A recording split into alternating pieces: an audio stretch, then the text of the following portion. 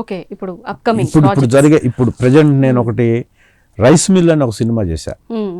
అది మంచి గ్రామీణ ప్రాంతంలో యువత ఉంటే గ్రామాలు ఎలా ఉంటాయి, గ్రామాలు బాగుంటే దేశం ఎలా ఉంటది, దేశం అభివృద్ధికి ఎన్నుముకే గ్రామాలు. ఎప్పుడో గాంధీ మహాత్ముడు చెప్పాడు. కానీ ఇప్పుడు గ్రామాలను వదిలిపెట్టి గ్రామాలు పల్లెలు అనేవి ఉన్నాయి. ఇక్కడ ఒక పల్లెటూరు ఉండేది అని ఇంకో 10-15 సంవత్సరాల తర్వాత సిటీలో ఉన్న యూత్కి చూపించే పరిస్థితి వస్తుంది. అసలు విలేజెస్లో మనుషులు ఉండట్లా. కానీ ఇప్పుడు గవర్నమెంట్ పద్ధతుల్లో గవర్నమెంట్ ఇస్తున్నటువంటి దీంతో కోఆపరేషన్తో గ్రామాల్లో యువత చదువుకున్న వ్యక్తులు గ్రామాల్లో ఉంటే గ్రామాలు ఎలా ఉంటాయి, గ్రామాలు ఎలా ఉంటే దేశం ఎలా ఉంటుంది అనే కాన్సెప్ట్తో వస్తున్న సినిమా అది. ఒక 5-6 మంది కుర్రోళ్ళు అమ్మాయిలు అబ్బాయిలకి చిన్నప్పటి నుంచి టీచింగ్ చేసే ఒక పాజిటివ్ యాటిట్యూడ్ ఉన్న ఇన్స్పిరేషనల్ స్పీచెస్ ఇచ్చే ఒక టీచర్ క్యారెక్టరు ఒక డైరెక్టర్ నన్ను నమ్మి నాకు ఇచ్చాడు first time. Full length character, ఆ సినిమాని నడిపించే క్యారెక్టర్. సో ఆ క్యారెక్టర్ అయిపోయింది, సినిమా డబ్బింగ్లో ఉంది. అది ఒక అద్భుతమైన క్యారెక్టర్. సినిమా ఏ రేంజ్ ఉన్నా అంటే ఒక విలను ఇందా చెప్పాను చంపుతారే అది ఇది కత్తులు బట్టి ఇలాంటి క్యారెక్టర్లు చేస్తున్న నాకు ఫస్ట్ ప్రస్థానంలో ఒక పాజిటివ్ క్యారెక్టర్ చేశాను నేను. తర్వాత మిర్చిలో ఒక పాజిటివ్ క్యారెక్టర్ చేశాను. ఆ తర్వాత యాత్రలో ఒక పాజిటివ్ క్యారెక్టర్ చేశాను మమ్మూటి గారితో. ఇలా పాజిటివ్ క్యారెక్టర్ నెగిటివ్ నుంచి పాజిటివ్కి వచ్చి హీరోకి హెల్ప్ చేసి కొంచెం కథకి సపోర్టింగ్ క్యారెక్టర్ చేస్తున్న నాకు అసలు ఒక టీచర్ క్యారెక్టర్ ఇవ్వచ్చు దిల్ రమేష్కి అన్న నమ్మకాన్ని నా మీద పెట్టి ఆ క్యారెక్టర్కి నన్ను పిలిచి మీరు పర్ఫెక్ట్గా ఉంటారు సార్ అని చెప్పి నా గెటప్ మార్చి ఒక క్యారెక్టర్ సక్సెస్ఫుల్గా చేయించాడు మహేష్ గారని రైస్ మిల్ సినిమాలో. సో ఆ సినిమా రాబోతుంది. దాని తర్వాత ఇప్పుడు రామ్ గారి సినిమా ఒకటి, రామ్ పోతినేని గారి సినిమా చేస్తున్నాను ఒకటి. తర్వాత సాయి ధరమ్ తేజ్ గారిది ఒకటి చేస్తున్నాను. మన అఖండ 2 ఒకటి చెయ్యాలి. ఇక ఇప్పుడు ఈ రైస్ మిల్ లాంటి క్యారెక్టర్లు చేస్తున్న సినిమాలు దాదాపు 8-9 ఉన్నాయి ఇప్పుడు రన్నింగ్లో. సో ఆ విధమైనటువంటి అండర్స్టాండింగ్తో అందరితో ర్యాపో మెయింటైన్ చేస్తూ ఒకళ్ళని చెప్పాలని నేను ఇప్పటికి ఇంతసేపు చెప్పాను. కానీ ఎవరితో ర్యాపో అంటే నాకు బాలకృష్ణ గారితో ర్యాపో ఉంది, వెంకటేష్ గారితో ఉంది, చిరంజీవి గారితో ఉంది, నాగార్జున గారితో ఉంది. వీళ్ళందరిలో చిరంజీవి గారితో నేను ఒకటే సినిమా చేశా, మొన్న వచ్చింది సినిమా, అది ఒకటి చేశాను. బాలకృష్ణ గారితో ఎక్కువ చేశా, వెంకటేష్ గారితో ఎక్కువ చేశా, నాగార్జున గారితో ఎక్కువ చేయటంగా కాకుండా నా మొదటి సినిమా నాగార్జున గారితో చేశాను. అండ్ మీరు ఖుషి సినిమాలో కూడా మీరు చేశారు, వన్ ఆఫ్ కలకత్తా సెట్ లో. ఏంటి ఎలా ఉండింది పవన్ కళ్యాణ్ గారితో? అంటే ఎవరి గురించి చెప్పకుండా పవన్ కళ్యాణ్ గారి గురించి చెప్పడం కూడా కరెక్ట్ కాదేమో. కానీ మీరు ఎందుకంటే బాలకృష్ణ గారితో నాకు ర్యాపో ఉంది. బాలకృష్ణ గారితో నేను ఫస్ట్ 2004లోనే లక్ష్మీనరసింహ చేశాను. డైలాగ్ కూడా చెప్పాను ఇందాక. ఆ డైలాగ్ లో నన్ను బాలకృష్ణ గారు ఒక ఏమైనా నువ్వు సింగిల్ టేక్లో చెప్పావు, నాకే టేక్లో అయ్యేటట్టుందంటే మీది చాలా పెద్ద డైలాగ్ సార్, నా చిన్న డైలాగ్ సార్ అని చెప్పా. అంటే బాలకృష్ణ గారికి పవన్ కళ్యాణ్ గారికి సిమిలారిటీస్ ఉన్నాయి కొన్ని. ఎందుకంటే వాళ్ళకి మంచి అనిపించినా చెడు అనిపించినా ఇమీడియట్గా చెప్పేస్తారు. ఎందుకంటే నేను ఖుషి బాలకృష్ణ గారి కంటే ముందు చేశాను. 2001లో ఖుషి చేశాను నేను. బాలకృష్ణ గారితో నేను నటించింది 2004లో. నేను ఖుషి చేసినప్పుడు నాకు అసలు ఎస్టాబ్లిష్మెంటే లేదు ఆర్టిస్ట్గా. నేను ఫైటరో లేకపోతే అది ఫైట్లో ఉంటాను ఆ సినిమాలో. దాంట్లో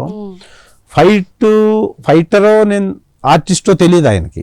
వచ్చి షార్ట్ చెప్పారు, ఒక షార్ట్లో నేను ఫాలో అవుతూ ఉంటే ఫస్ట్ నన్ను కొడతాడు. చంపడానికి ఒక 7-8 మంది ట్రై చేస్తుంటాం, ఆయనకు ఒక నైఫ్ తీసుకొని పొడవటానికి వస్తుంటే వెనక్కి తిరిగి కొడతాడు, కాలుతో తంతాడు అనమాట. అది షార్ట్ కంపోజ్ చేసింది ఫైట్ మాస్టర్. సో నేను ఎవరో తెలియదు ఆయనకి. నాకు ఒక ఇంప్రెషన్, పవన్ కళ్యాణ్తో యాక్ట్ చేస్తున్నా, పవన్ కళ్యాణ్ గారితో యాక్ట్ చేస్తున్నా. అది నాకు దగ్గరగా 37వ సినిమా 38వ సినిమాను, దిల్ కంటే ముందు. ఆ తర్వాత నేను 10 సినిమాలు చేసినానికి దిల్ వచ్చింది. సో అప్పుడు నాకు ఒక యాంగ్జైటీ ఏంటంటే పవన్ కళ్యాణ్ గారితో షార్ట్ అనగానే పవన్ కళ్యాణ్ గారితో యాక్ట్ చేస్తున్నాము అనే ఫీల్డ్లో నేనుంటే వచ్చేసి ఏమో నువ్వు పడతావా, కరెక్ట్గా తన్నే షార్ట్ అంటా నువ్వు చూసుకున్నావా, కింద బెడ్ లేదు, నువ్వు పడగలవా, నువ్వేంటి యాక్టర్వా ఫైటర్వా అని అడిగి అసలు అంత డిస్కషన్ కాదు. వచ్చి షార్ట్ పెడితే తంతే పడిపోతాడు, అయిపోద్ది షార్ట్ అంతే. ఇంకా దాని గురించి డిస్కషన్ ఏమి ఉండదు. పైగా నేను ఎస్టాబ్లిష్డ్ ఆర్టిస్ట్ని కాదు ఒకవేళ ఆయన వచ్చి మాట్లాడటానికి. కానీ అప్పట్లో 2001లో నాకు అంతే పదం గుర్తుంది. ఇంకా నువ్వు చూసుకో ఒకసారి అంటే లేదు, అప్పటికే ఫైట్ మాస్టర్ 2-3 సార్లు నువ్వు ఎలా పడతావు పడు అని చెప్పాడు.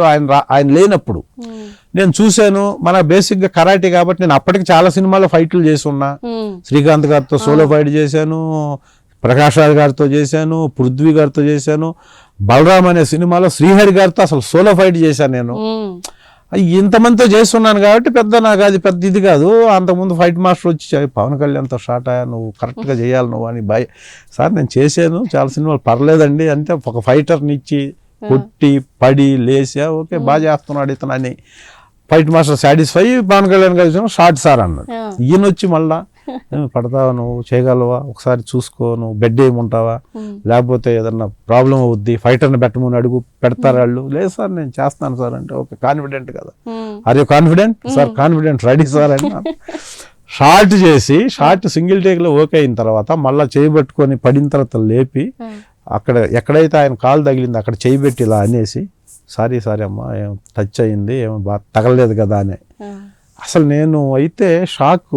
ఒక హీరో అంటే పెద్ద హీరోది అదే సినిమా చేయటం. నేను శ్రీకాంత్ గారు అలాగే అన్నారు, ఎవరితో చేసినా క్లోజ్గా ఉంటారు, తగిలిందా అమ్మ అంటారు. కానీ ఈ రేంజ్ హీరో ఇంత హంబుల్గా, ఇంత హ్యూమన్గా, ఇంత ఎథికల్గా బిహేవ్ చేయటం ఏంటని నేను ఆ షాక్లో ఉంటే, అంతా అయిపోయి కాన్ఫిడెంట్గా ఏం కాలేదు అనుకున్న తర్వాత అప్పుడు బాగా చేసావమ్మా అని చెప్పి వెళ్ళిపోయాడు. అది నాకు అలా ఉండిపోయింది. తర్వాత నేను కాటమరాయుడు చేశాను, మళ్ళీ గబ్బర్ సింగ్ 2 చేశాను, ఆయనతో కూడా 3 సినిమాలు చేశాను. అప్పుడు ఎంత గ్రౌండ్ టు ఎర్త్ ఉన్నాడో ఆ సినిమాలు నేను చేసేటప్పుడు కూడా అలాగే ఉన్నాడు. ఇప్పుడు ఉప ముఖ్యమంత్రి అయిన తర్వాత కూడా అలాగే ఉన్నాడు. అంతే సింపుల్సిటీ మెయింటైన్ చేస్తున్నాడు. అంతే, పైగా నేను నేర్చుకుంటున్నానని చెప్తున్నాడు. ఎంత గొప్ప విషయం అది, నేను నేర్చుకుంటున్నాను. అసలు చంద్రబాబు నాయుడు గారు అంత వయసులో ఆయన చేస్తున్న పనిని నేను ఎంజాయ్ చేస్తూ నేను నేర్చుకుంటున్నానని చెప్పటం అంటే, ఒక ఉప ముఖ్యమంత్రి స్థాయిలో ఉండే మనిషి అది కాంట్ బిలీవ్ అనమాట. అసలు నమ్మశక్తి అంటే అంత ఓపెన్ హార్టెడ్. అంటే నాకు రాదు, నేను నేర్చుకుంటున్నాను.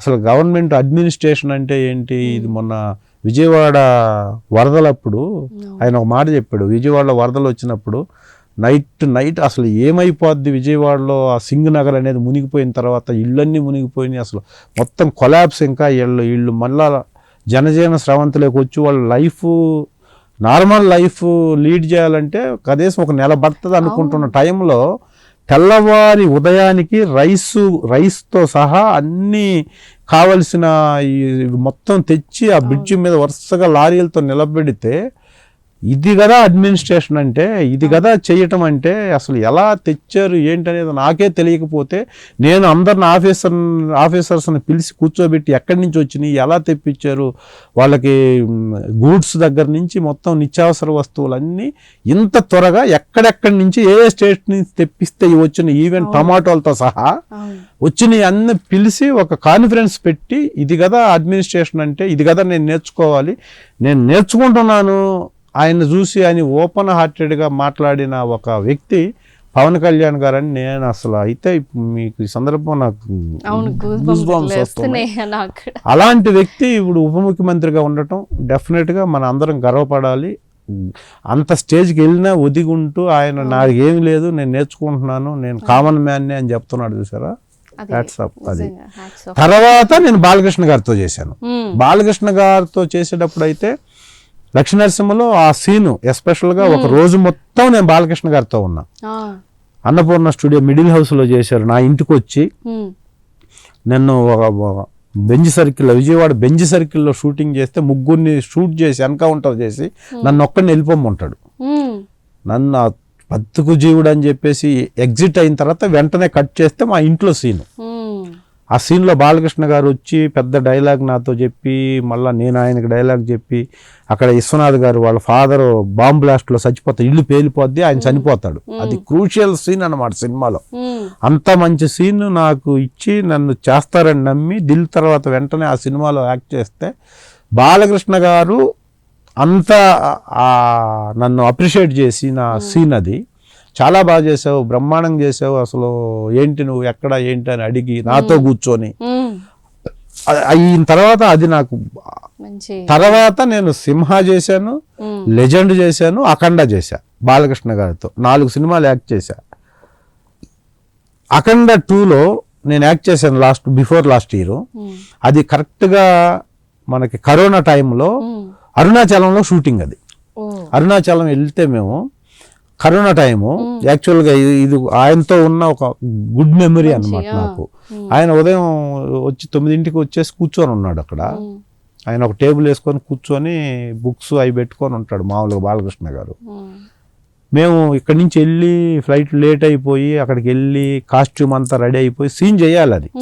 అది అఖండ 2లో గుడి గురించి చెప్పే సీన్లో నేను ఆపోజిట్ ఈ గుడి నాది, ఊరు నాది, లింగం నాది, ఉంచుకుంటా లేకపోతే పీక్కుంటాను అని అంటే, ఈ గుడి నువ్వు కట్టావా అంటే లేదు అనగానే, కట్టనోడికి పీక్ అధికారం ఎక్కడ ఉందో గాడిద అని కొడతాడు నన్ను. ఆ పెద్ద సీన్ అది.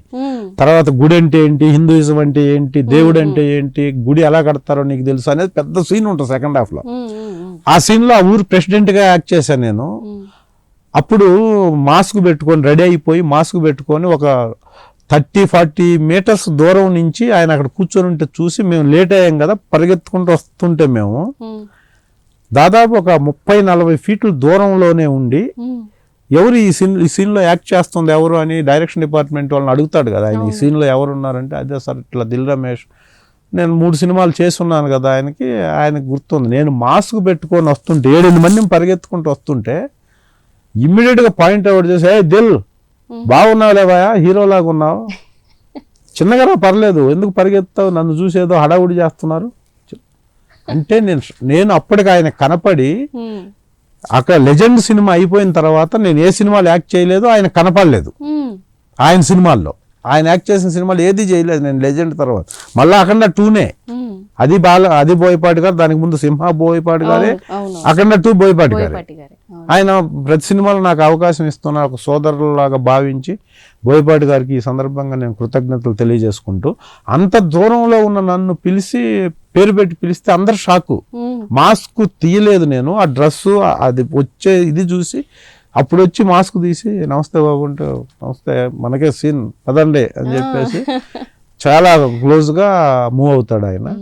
అలా నాకు ఆయనతో చాలా చనువు, మంచి చేసేటప్పుడు చాలా బ్రహ్మాండంగా ఉంటుంది ఆయనతో చేస్తుంటే. అలా బాలకృష్ణ గారు.